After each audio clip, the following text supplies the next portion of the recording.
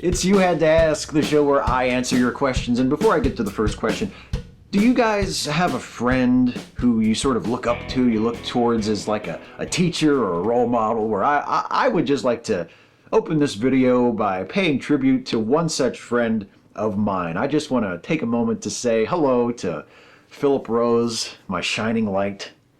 Thank you for showing me the way, buddy.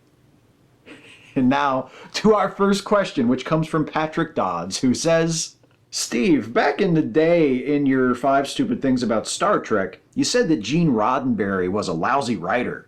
Do you still hold to that viewpoint? If you do you consider the pilot episode, The Cage, and sequel 2-part episode, The Menagerie, lousy as well? I thought they were pretty damn clever stories myself. Explain yourself, sir. Please? Also, would you at least agree that he was a better writer than David Goyer? Yes, I would say that Roddenberry was a better writer than David Goyer, but that would be a prime example of damning with faint praise. I do like The Cage. Actually, it's funny you asked this question out because I just watched The Cage for the first time in a long time on Netflix not that long ago, maybe 2 weeks ago, so The Cage is still fresh in my mind. And The Cage is actually pretty good. For a pilot episode, The Cage is pretty solid. I don't think that Roddenberry was incapable of being a good writer. I don't think that every single idea the guy ever had was bad. I mean, he did create Star Trek, so I don't want to take that away from him. I sort of am resistant to the idea that, oh, Star Trek succeeded because it was Gene Roddenberry's vision.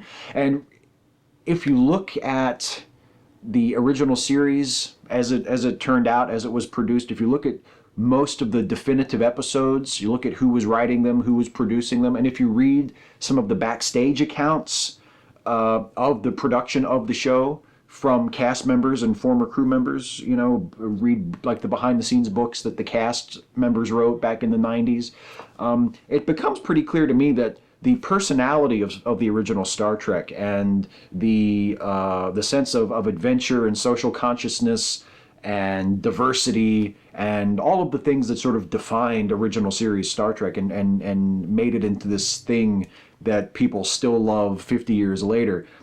Even though a lot of that was very much Gene Roddenberry's idea, it was realized by much better writers like Dorothy Fontana, like Gene Kuhn, and I think they deserve a lot more of the credit than Roddenberry does. Francois Lacombe. Hi, Steve. Assuming you come in possession of a time machine, what movie or movies would you like to go see on the day they were first released in theaters, so you can not only enjoy the movie itself, but also do it in the context of the cultural environment of the time? Ooh, what a good question.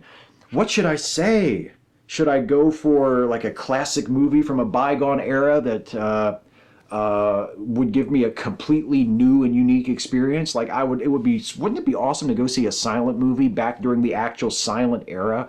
That would be something. Because I have seen silent films in theaters, you know, in the modern age. There's a really great old movie house in Frederick, about half an hour, 45 minutes from where I live, that was built in the 20s and used to be a Tivoli movie house and still has the original organ installed. So they will occasionally show silent movies and they will be accompanied by live organ music, and it's just an experience. I mean, it's amazing. But you're still seeing it in modern day. You're still seeing an approximation of what it was like back then. So yeah, to go back into like the 20s, you know, and actually see like Sherlock Jr., you know, or The Kid, or one of the big epics like DeMille's original Ten Commandments, or the original King of Kings, or something like that. Like to really see, you know, a classic silent film as it opened in theaters for the first time during the silent era, that would be pretty amazing. As a movie buff and as someone who has a really deep love and admiration for silent movies, I would probably go for that. Although there are lots of other possible options too. I mean, the nerd in me would say, oh, let's go see Star Wars in 77, or let's go see Superman in 78. You know, there are lots of possibilities. You know, let's go see 2001 in 68. But if I had to pick, I'd probably go for a silent movie. I'd probably want to go see like Sherlock Jr. or something, or The General in 25 or 27. That's probably what I would go for. Varmint Coyote. Where do you draw the line between ignorance and bigotry? The factor that most people use to differentiate the two is intention. Bigots are generally thought to be willfully holding a bigoted position, whereas if someone just unwittingly says something bigoted, says something very insensitive or very ignorant, but doesn't realize what they're saying, then you just chalk that up to ignorance. You say, yeah, what they're saying is awful, but they don't know any better, they don't mean any harm. But what you see in a lot of cases is people who are often defended with the ignorance defense. You know, people will say, oh, yeah, I know how it sounds, but he didn't mean it that way, or he doesn't know any better, he doesn't mean any better, he doesn't mean any harm. But it's the sort of thing that they do all the time. It's not like the intention defense, I think, works the first time, right? The first time you fuck up, you can say, oh, I'm so sorry, I didn't know any better.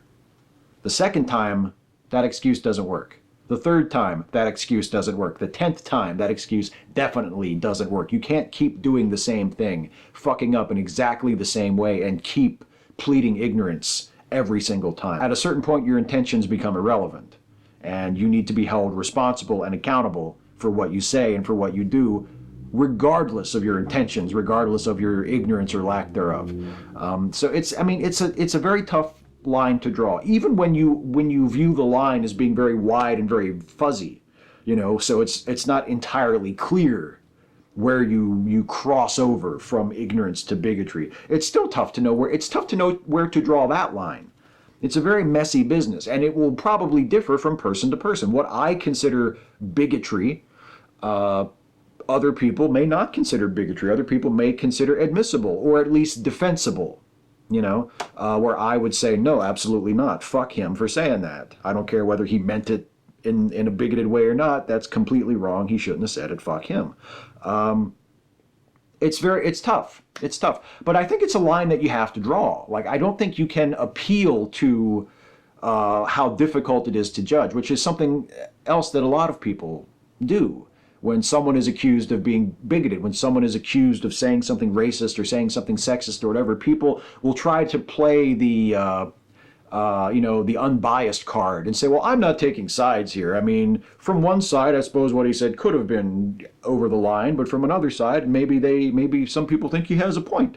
You know, there's a lot of that goes on too, and I completely reject that as well. I think that enables bigotry when people do that. So I think you definitely have to draw a line somewhere, and you do have to force yourself to do that work and to make that judgment, even though sometimes you won't even be certain what the right judgment is. Donna Dennison, Steve, how can we do what works and what matters in the most effective manner?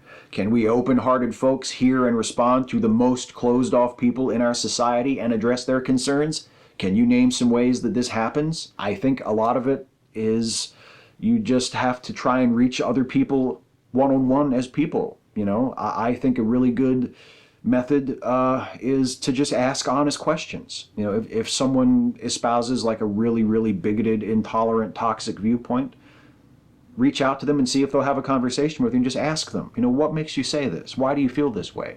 And not in a way, not in the way of an interrogation or in a way of trying to manipulate them or trap them or whatever, but honestly, out of curiosity, get them to open up, get them to talk about their thoughts and their feelings and where these things come from. I think that can be very effective.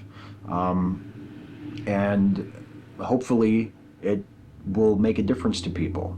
You know, if you get them to open up to you, perhaps you would get to a point where they would allow you to open up to them. You know, you could share with them, well, here's how I feel, and here's why I think the way I do, and here's why I think the things that you say and some of the things that you are thinking and some of the ideas you're espousing are very hurtful and are very harmful and are very negative and are irrational and are the sorts of things that maybe you should work to look past, to overcome. Maybe you should try to change your mind on some of these things.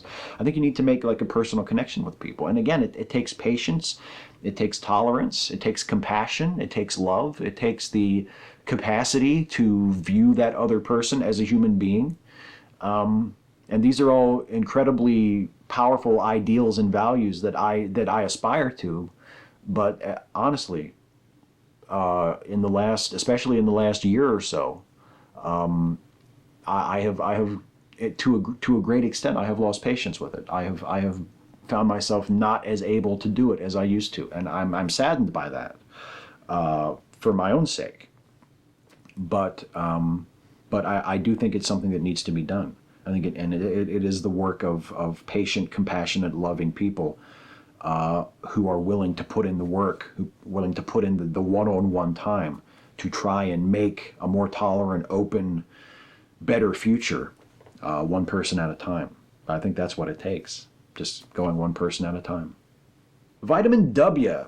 Hi, Steve. I just watched your most recent Off Monday ramble about securing the blessings of liberty. I especially like the part you said about the things we have to be proud about.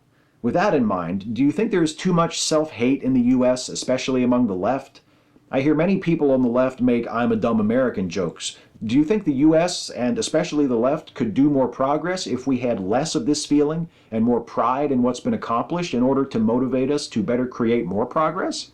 I think there has to be a balance. I do think maybe in some cases the balance tips too far in the negative, where it can become difficult to motivate people to work for something better, because the whole point to me of pointing out the things to be proud of saying, look at the progress we've made, is not to pat ourselves on the back and go, "Attaboy, we fixed everything. Awesome, you're welcome, everybody," and then to be complacent. Which happens a lot. That's the danger of doing that. The point of it is to motivate people to keep going, to say, look how far we've come. Look at the progress that is possible.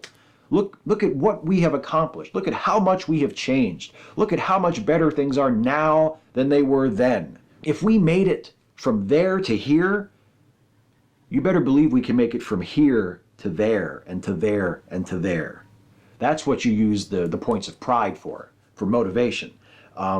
So you have to have a balance. You have to have enough awareness of the progress that has been made and enough awareness of our strengths as a country and our accomplishments and the progress that we have achieved to keep up an optimistic mindset and a motivation and a determination to keep up the progress. But you can't be so overcome by pride in the progress and the accomplishments that you lose the initiative to keep making progress. You need to keep that awareness of our faults and our shortcomings. You need to be highly conscious of the ways in which we still have some great distance to travel in terms of rights, in terms of fair treatment for people, in terms of social justice, so that you keep moving in that direction. So there has to be a balance. And yeah, there are times when the balance is too far in one direction or the other. And if the balance is too far off, for a particular person or a particular group, if the message becomes too negative, if the message becomes too much wallowing in all of the ways in which we have failed and fallen short, that can make it difficult to motivate people to keep going. And in those cases, yeah, I think it does help to take stock in the progress that we have made. Mr. Croup, dear Steve, I understand you harbor some level of passion in your dislike for Star Trek Voyager. Regardless, how do you feel about the Star Trek Voyager episode The Thaw?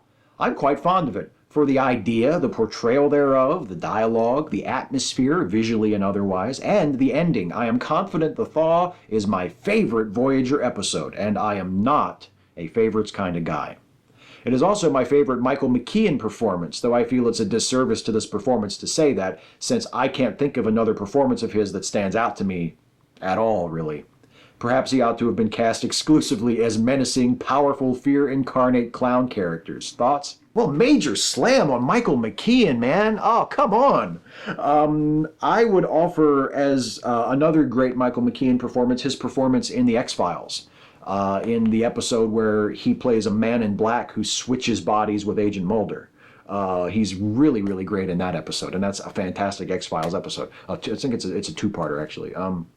But yes, actually, I agree with you. Even though I am not, generally speaking, a fan of Star Trek Voyager, I do not think it was a very good show overall. I remember The Thaw, and it's been a while since I watched it. It's actually, I don't think I've seen it since it was originally on. So we're talking probably like 20 years ago.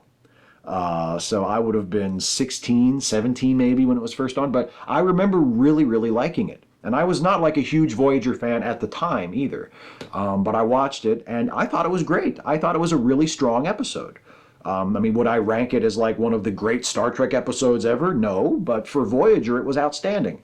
And yeah, it had a really good story. It was sort of a psychological horror story. I thought the clown was a great character. I thought it was wonderful that they had the idea of making the personification of fear in the form of a clown. I thought that was great, and I thought Michael McKean was terrific. Yeah, it's a very strong episode. A very strong episode of overall a very weak series. So see, even though I'm not a big fan of Voyager, I can acknowledge when they got something right. And there were actually quite a few episodes of Voyager over the years that wound up being pretty strong episodes. You know, there are exceptions. Overall, I didn't think it was good, but there were always a few episodes here and there that popped out that you were like, wow, that was actually a really good episode. You know, so yeah, no, The Thaw is definitely one of those. Absolutely. You're absolutely right. And now that you've got me to admit that there's a Voyager episode that I like, I'm just going to quit while I'm ahead and cue the thunderclap. The lightning round. Rapid fire questions. Glib and adequate answers. Lucas Hackett, One Angry Brony. Hey Steve, which one is way better and why? Super Nintendo or Sega Genesis? P.S. For an extra bonus, who would win in a fight, Mario or Sonic the Hedgehog? I would say Super Nintendo was way better because that's the one I always wanted and never got. As a kid, I went, and one of my friends had a Sega Genesis. I went to play at his house a lot, and it was fun, but I always wished it was a Super Nintendo, man. And because Super Nintendo had Mario. And that's the second question. Mario's better than Sonic, because Mario's fucking Mario. Mario's the original. Mario's the man. Mario was Nintendo. I wanted a fucking Nintendo, because I wanted to play Super Mario. I wanted to play Super Mario Brothers on Super Nintendo. And I never got to. I mean, I have in my life. I have since then. Actually, they used to have it in Kmart. You could play it. You know, I used to play it that way and live my dream that way. The Nightmare Rider. Hi, Steve. Is this a question or not? Answer in the most creative way possible. I will answer your question, but I don't take fucking orders. It is a question. And that's your answer.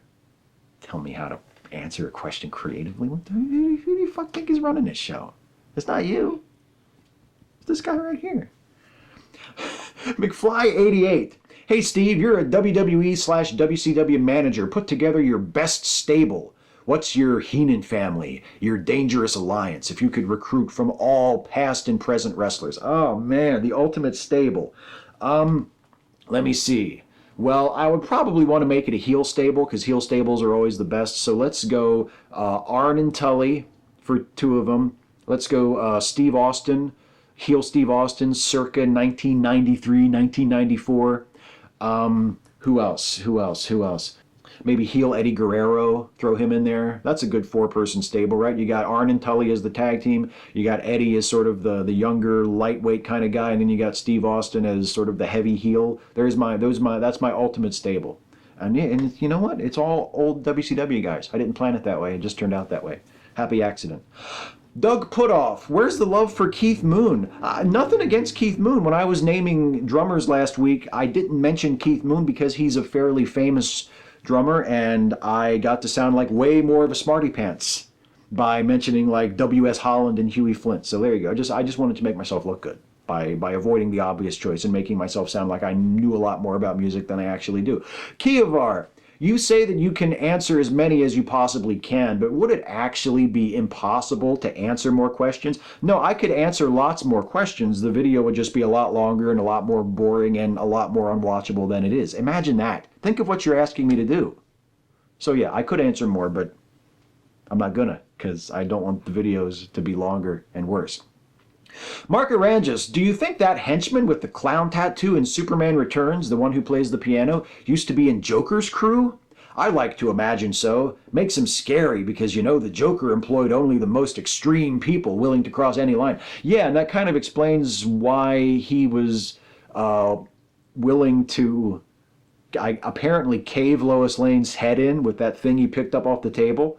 Like, did Lex tell him to do that? He's going into business for himself. Lex told him to guard Lois and he needs her alive for bait for Superman. And this guy's just going to cave in her skull? Like, come on. Yeah, I think you're right. He was definitely a Joker guy. He was unstable.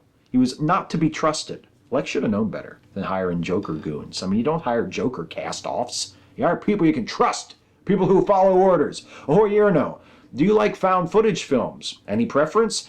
Blair Witch is the most well-known, and I kind of like Paranormal Activity 1. I liked both, but I feel like better is possible. Also, I went to see Bruce Springsteen last week. Not a question, just to make you jealous. Well, mission accomplished.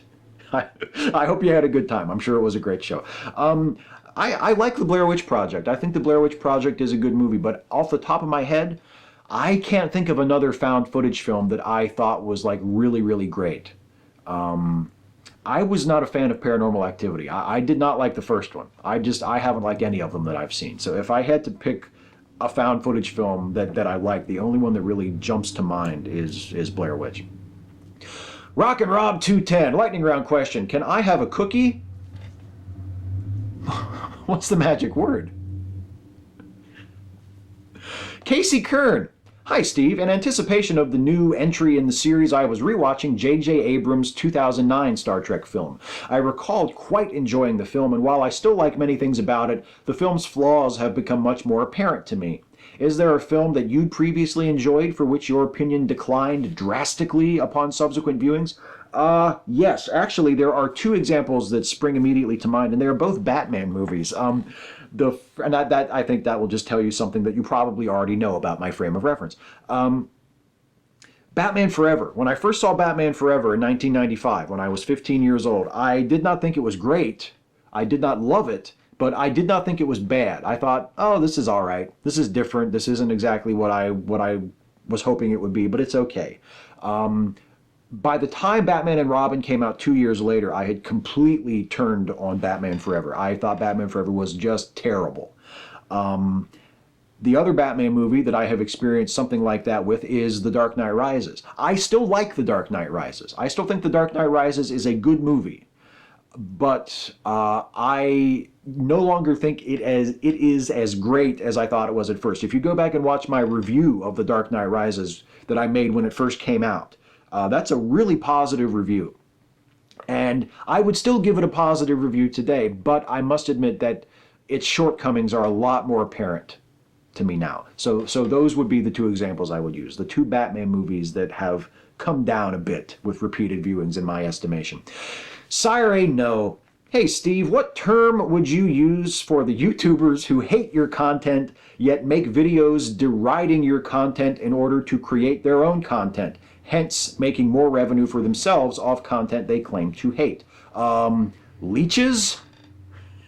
Trolls? Actually, Cat Black introduced me to a great term called media troll. I think pretty much all of them would fall into the category of media trolls. Or they're also sometimes referred to as proles or professional trolls.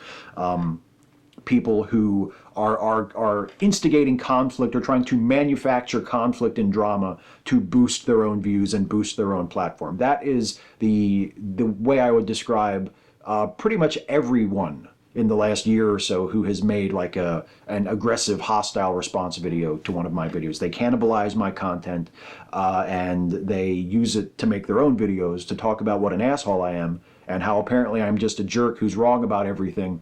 But they keep watching my shit because they know that they can make a target of me and they can cannibalize my stuff and my work to make their own work, and they can half-ass their way to a much larger audience. Because the money in YouTube atheism, unfortunately, as we have been reminded in the last week or so, the money in YouTube atheism is in espousing bigotry and bullying people. And that's what they do, and they're very successful at it. So yeah, those are some more words I could call them: bigots and bullies. So what have we got? We've got leeches, we've got bigots, bullies, media trolls, proles. Those are 5 excellent, very descriptive words for all of them. Hey, that was the last question. On that happy note, that's it. That's it for the questions. That's it for the lightning round. It's time for the shout out, and the shout out this week goes not to a YouTube channel or to a podcast, but to an organization whose work I have been thinking about the last few days and has become especially important in light of recent events. The organization that I am shouting out is called Showing Up for Racial Justice. And it is an organization that has been founded and is dedicated for the purpose of organizing and mobilizing white folks, like yours truly, like many of you watching this video, for the cause of racial justice. It is a great organization. The American Humanist Association is an official partner of showing up for racial justice. And if, like me, you have been disturbed, dismayed, discouraged by the events of the last few days, by the killing of Alton Sterling in Baton Rouge, by seeing that man's name added to a list that also includes names like Freddie Gray and Michael Brown and Eric Garner and Sandra Bland of Black Americans who have been killed or have died in police custody under very suspicious circumstances, under apparently unjustifiable killings, and the perpetrators of those killings have not been brought to justice or have not had justice delivered to them in terms of any sort of criminal penalty. If you are as disgusted and disturbed and upset by this as I am, and you happen to be one of my fellow white folks and you would like to help, Showing Up for Racial Justice is an outstanding organization that could use your help. If you go to their website, which is linked in the description of this video and is showingupforracialjustice.org, you can go there. You can donate if you have money that you can spare. You can donate to support their work. You can find out how you can volunteer. You can find out if there are any events being held anytime soon in your area that you can go to and show your support or help out with. It is a vital cause and a very important one, as we have been reminded yet again in the last few days. So if this is something that you care about, if this is something you feel moved to support, especially in light of the mission of this particular organization, if you are one of my fellow white folks and you feel like you need to do something to help, to stand up for racial justice, to stand up for the discrimination and the bigotry and the hatred and the violence that affects the lives of far too many black folks, far too many people of color in this country, then Showing Up for Racial Justice is an organization that you need to know about, and if at all possible, you should be supporting. So that is the shout out this week. Go check it out. I can't think of a better organization to recommend. I would also like to recommend, in a radically different vein, something that will not probably help to make the world a better place, but will hopefully give you some entertainment, give you some levity and some fun in a couple of hours of your time, and that is the Lemme Listen podcasts, which I am so proud and thrilled to be a part of. The Lemme Listen podcasts are the product of the wonderful Jason Harding, one of my favorite people in the world. He is the creator not only of these podcasts, but also of Opinionville here on YouTube. And the Lemme Listen podcasts are a series of podcasts, including Lemme Finish, which he does with Finite Atticus, another excellent YouTuber. There is American Monsters and How to Destroy Them, an awesome, hilarious improv comedy podcast that is now in its second season. New episodes of American Monsters are now going up. And actually, I don't mean to spoil it, but I'm a guest star on the new episode this week. So listen to the new episode of American Monsters and you can hear me on it.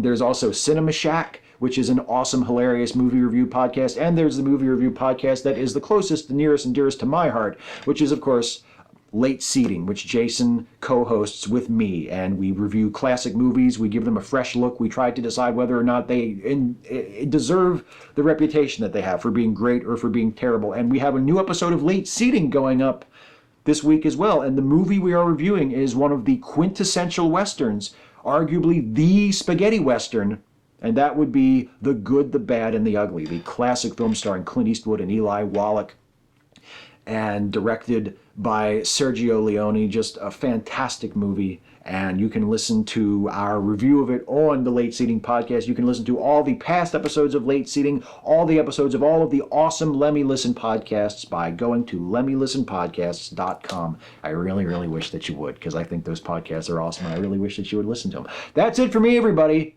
I'm done. I'm out of here for another week.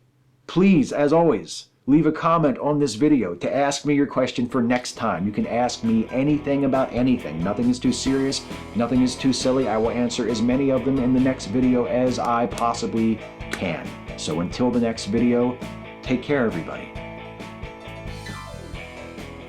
Hey folks, one last thing as always. I hope you enjoyed this video. If you did, please like, share, and subscribe. And also, please consider helping me to make more videos like this one by supporting this channel through Patreon. You can go to patreon.com/Steve Shives. to become a patron of this channel. Thanks so much for watching, and I'll see you next time.